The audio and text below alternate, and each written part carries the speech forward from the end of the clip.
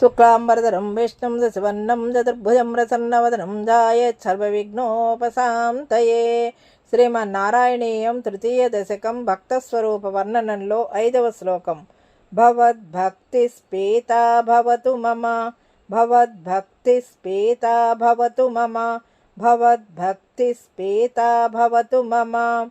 సైవ ప్రశమయేత్, సైవ ప్రశమయేత్, సైవ ప్రశమయేత్.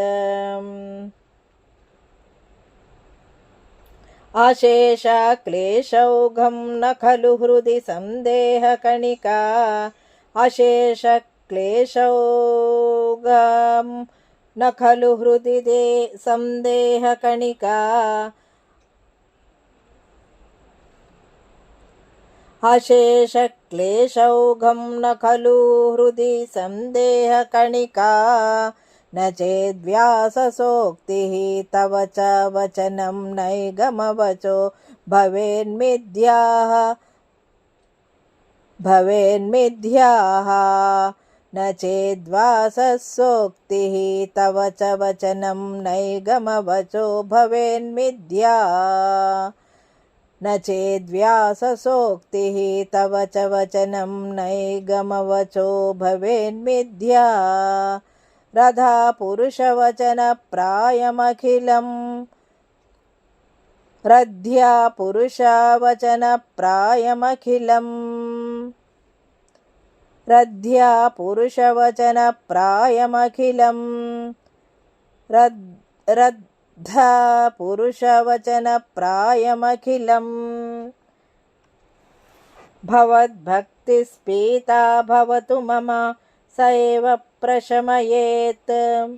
అశేష క్లేశౌఘం న ఖలు హృది సందేహకణికా. న చేద్వ్యాససోక్తిః తవ వచ, తవ వచనం నైగమవచో భవేన్మిథ్యాః. రథ్యా పురుషవచన ప్రాయమఖిలం.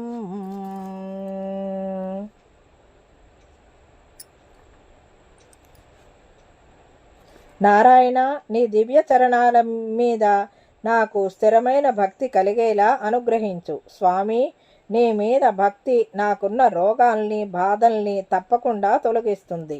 ఇందుకు ఏమాత్రం సందేహం లేదు.